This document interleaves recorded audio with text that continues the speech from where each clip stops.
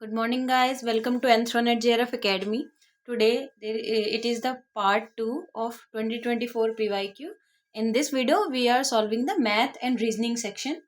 Okay, in our previous video, we have solved the DI section. So, let's continue.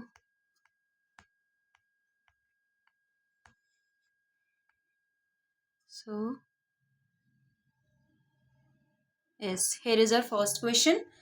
So, this is a matching. आपको दो list दी हुई हैं, आपको match करना है. मैथ्स की प्रॉब्लम है. N number of trials, P probability of success आपको दिए हुए हैं, गिवन है. वेरिएंस ऑफ बायनोमियल डिस्ट्रीब्यूशन आपको निकालना है. अगर आप नोटिस करोगे एंथ्रो के स्टूडेंट्स, मतलब वैसे तो अलग अलग हर एग्जाम के हिसाब से मैथ्स को सेट किया जाता है, बट एंथ्रो में अगर आप नोटिस करोगे तो एक इससे बायनोमियल डिस्ट्रीब्यूशन का क्वेश्चन हर बार पूछा जा रहा है. दैट इज लास्ट टाइम अगर आप देखोगे तो मीन का पूछा था, स्टैंडर्ड डेविएशन का पूछा था, इसमें वेरिएंस का पूछा हुआ है. तो in a previous video we have solve the mean का फॉर्मूला आपको क्या बताया था? नथिंग बस n into p. And for variance we say denote करते हैं, that is n p bracket 1 - p. इसी फॉर्मूला में रख के हम सभी वैल्यूज को चेक करेंगे और फाइंड आउट कर लेंगे. So let start. For a 7 into 0.3 that is 2.1 multiply 1 minus 0.3 that is 0.7. It will be 1.47. B दोनों को मल्टीप्लाई करेंगे 2.0 मतलब वही 2 एंड 1 माइनस 0.4 0.6 दोनों को मल्टीप्लाई करेंगे 1.20. C जब 8 0.5 4.0 दैट इज 4 एंड 1 माइनस 0.5 0.5 दोनों को मल्टीप्लाई करेंगे that is 2. 2.00 2 it's equal and 6.06 3.6 multiply 1 minus 0.6 that is 0.4. So it will be equal to 1.46 something. Okay, so let's compare. For A 1.47, A fourth, A fourth. For B 1.20, B means third. For C it's 2, then option number 2. And for D that is 1.44 that is first. Fourth, third, second, first. Let's match it with the options. Yes, here in our option number 4, A fourth, B third, C second, D 1. So option number 4th is the correct answer. Let's move forward with our next question. Same here is also, that is a matching type question given. Two list आपको दी हुई है, आपको match करना है. तो statements पढ़ते हैं. Average of the square of first 10 natural numbers. You know what is natural number? जो भी वही 1 से स्टार्ट होते हैं, 1 2 3 4 एंड सो ऑन इन्फिनिटी तक, उनको नेचुरल नंबर्स बोलते हैं. नेचुरल नंबर्स बस डिफरेंस इतना होता है, नेचुरल नंबर 1 से शुरू होते हैं और एक आपने सुने होंगे होल नंबर वो 0 से शुरू होते हैं, 0 1 2. तो नेचुरल नंबर्स में first 10 natural numbers that will B 1 2 3 4 5 6 7 8 9 10. को स्क्वायर्स का एवरेज निकालना है. तो निकालते हैं. 1 का स्क्वायर तो 1 ही होता है. 2 4 9 16 5 का 25 देन 36 49 64 81 प्लस 100. टोटल कितने डिजिट्स हैं? That is 10. We are finding the average. जब आप इन सब को प्लस कर लोगे that will be equal to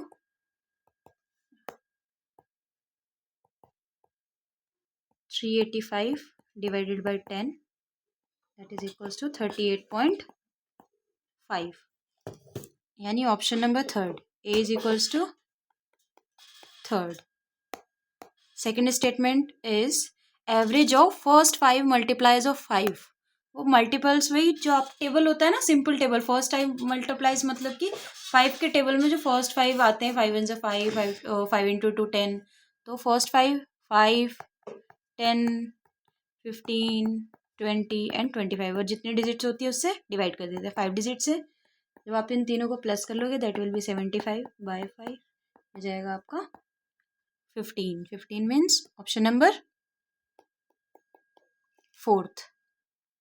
C statement is average of first 5 first 25 natural numbers आपको बताया 1 से 25 तक, यानी वही 1 2 3 सो ऑन अगर आप ले जाओगे दैट विल बी प्लस 25 और टोटल डिजिट कितनी होंगी 25।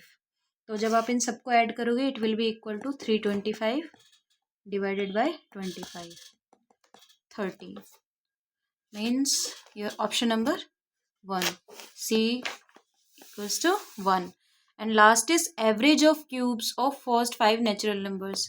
देखो पूरा क्वेश्चन वैसे आप देखोगे तो नेचुरल नंबर पे ही बेस्ड है। क्यूब क्या होता है?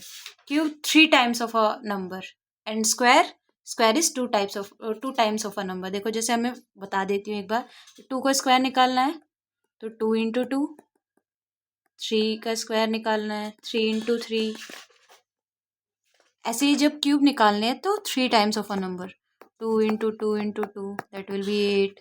Okay like this. सो जब हम इस क्वेश्चन को सॉल्व करते हैं डी वाले स्टेटमेंट के लिए, फर्स्ट 5 नेचुरल नंबर्स का क्यूब, 1 का तो 1 ही होगा, 2 का आपका हो जाएगा 8 27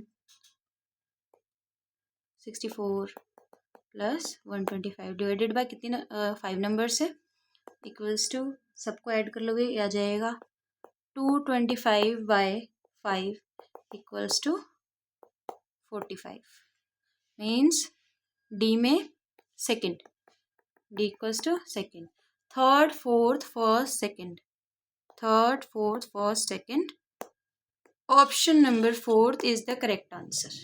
Okay, let's move forward with our next question।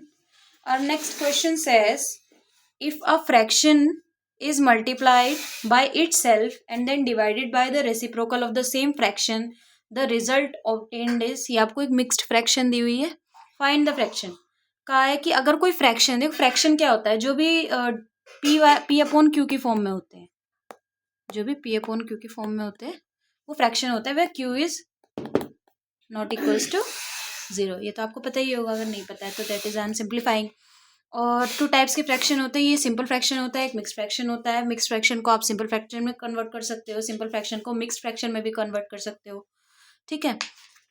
तो if fraction is multiplied by itself, मान लो हमने फ्रैक्शन ले लिया x, ठीक है, अब ये x को ही मल्टीप्लाई करना है इटसेल्फ, यानी x into x and then divided by the reciprocal of the same. Reciprocal मतलब x का रेसिप्रोकल 1/x, रेसिप्रोकल होता है मतलब उसको रिवर्स कर देना, तो x into x divided by 1/x, x into x हो जाएगा एक्स स्क्वायर। और अगर हमें पता है डिवाइड को मल्टीप्लाई वाली उसमें, अगर हमें डिवाइड को मल्टीप्लाई के साइन में चेंज करना होता है, इसको दोबारा रिवर्स कर दो, दोबारा रिवर्स कर देंगे तो ये x हो जाएगा, 1 नीचे आ जाएगा, that will be x cube आ जाएगा, ठीक है। मतलब हमारे पास जो ये वैल्यू गिवन है, ये x जो गिवन है, इसको हम x क्यूब के इक्वल रखते हैं। पहले इसको सिंप्लीफाई करते हैं, 49 8 27, ये मिक्स्ड फ्रैक्शन है। मिक्स्ड फ्रैक्शन को सिंपल फ्रैक्शन में कैसे करते हैं, यहाँ पे मल्टीप्लाई करेंगे और जो वैल्यू आएगी उसको यहाँ पे प्लस कर देंगे, मतलब 27 मल्टीप्लाई बाय 49 प्लस 8 और अपोन में जो है वो ऐसे ही रहता है, ठीक है। तो जब ऐसा करेंगे ये आ जाएगा आपका 1331/27। मैं डायरेक्ट कर सकती थी, in case you are not a math student, like you are, if you are from biology student और you are not, if you have not remember your basics, that's why I am simplifying it here. तो ये हो जाएगा 1331 equals to 27, इसको equal रखते हैं, x cube equals to 1331/27, ये cube है, इधर जाएगा तो क्यूब रूट हो जाएगा, x is equals to cube root 1331/27। ये किसका क्यूब होता है 27, दैट इज 3, 1331 11 का क्यूब होता है, एक्स की वैल्यू क्या आ गई 11/3। अब देखो जिस क्वेश्चन जिस फॉर्म में होता है आंसर भी उसी फॉर्म में होता है, जैसे हमने मिक्स फ्रैक्शन को सिंपल फ्रैक्शन में कन्वर्ट किया, ऐसे ही हम सिंपल फ्रैक्शन को मिक्स फ्रैक्शन में भी कन्वर्ट कर सकते हैं। 11/3 है, इसको मिक्स फ्रैक्शन में लाना है, 3 को 11 से डिवाइड कर दो, दैट इज जो डिनोमिनेटर में होता है वो डिनोमिनेटर में ही मतलब जो नीचे है वो नीचे ही है, देन जो क्वोशेंट आता है quotient in numerator and this is here, so your mixed fraction will be 3 2/3, 3 2/3, option number 1 is the correct answer। Let's move forward with our next question. Hope you are understanding well. So our next question is a series question. हमें missing term find करनी है. Find the number that can be inserted at a place of question mark in the series given below. आपको series given है 4, 10, 20, 34, 52, 74. हमें बताना है इससे next में क्या था. लेकिन difference देखते हैं एक बार. 4 कितना difference है? +6 कर देंगे तो 10. Then 10 to 20 कितना 10. यहाँ से 10 से 20 सॉरी 20 से 34 +14. देन 52 तक +18 एंड 52 to 74 +22. नेक्स्ट पूछा है हमसे. देखो आप देखोगे सभी में 4 प्लस हो रहा है. +4 10 10 + 4 14 14 + 4 18 18 + 4 22. तो 22 + 4 कितना हो जाएगा 26. मतलब हमें 74 में 26 प्लस करना है. That is 100. आपकी नेक्स्ट टर्म क्या आएगी 100. Option number 4th is the correct answer. Okay, let's move forward. This is a reasoning question. In certain code language, Kashmiri cuisine are good.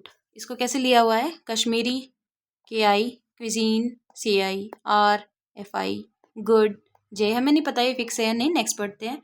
You like Kashmiri cuisines. देखो Kashmiri cuisines यहाँ पे KI CI था, यहाँ पे भी KI CI है. And you like UAI LI like. Indians like Punjabi cuisines. देखो cuisines के लिए भी CE है, पंजाबी के लिए BI हो गया. यहाँ पे लाइक के लिए LI था, यहाँ पे भी लाइक के लिए LI है. इंडियंस का क्या हो जाएगा MI.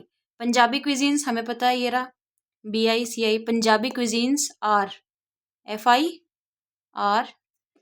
यहाँ पे भी था R FI. And best is TI. How the words you Indians and best are coded in the language. Simple है. देखो यू के लिए क्या था AI. That is AI. Indians के लिए MI एंड बेस्ट के लिए TI. AI MI TI means option number 3rd is the correct answer. Let's move forward. This is our last question. There are some cows and ducks in a park. The total number of heads and ducks together is 60. However, the total number legs of the cows and ducks together is 180. Find the number of cows and ducks in park respectively. इसमें कहा है एक park है, उसमें अगर हम cow और ducks के हेड को ऐड करें तो 60 हेड्स है टोटल. और अगर हमें जितने लेग्स दिख रहे हैं उस पार्क में वो कितने हैं 180. काउ इसको इक्वेशन में सॉल्व करते हैं. तो काउ को C से डिनोट करेंगे और डक्स को D से. C + D टोटल हेड्स कितने 60. एक इक्वेशन आपकी ये बनी. एंड हमें पता है काउ के कितने लेग्स होते हैं 4. That will B 4C. And for duck it will B 2D. तो नेक्स्ट इक्वेशन 4C + 2D कितने टोटल 180. इसको इक्वेशन को 2 से डिवाइड कर लेंगे. ये हो जाएगा 2C. इस पूरी इक्वेशन को 2 से डिवाइड कर देंगे. 2C + D = 90. ये आ गई आपकी इक्वेशन सेकंड. इन दोनों इक्वेशंस को हम सॉल्व करेंगे. सेकंड इक्वेशन में से फर्स्ट इक्वेशन को माइनस कर दीजिए. 2C + D - C + D = 90 - 60. 2C + D bracket खोलेंगे -C - D आपस में कट हो जाएगा = 30. And 2C - C = C = 30. C से हमने क्या डिनोट किया था काउ को. यानी टोटल काउ कितनी है 30. तो टोटल ये दोनों मिला के 60 हैं. तो डक्स कितनी होंगी ऑब्वियसली 30 होंगी. C + D = 60. D = 16 - C. D = 16 - 30 = 30. 30 है. तो यानी option number 1 is the correct answer. So is with our last question I'm ending this video. We'll see you in our next video. In that video we will solve the one more year backward question paper, that is 2023. Okay, until then keep learning. Do like our video, share, comment and subscribe to our channel. Bye.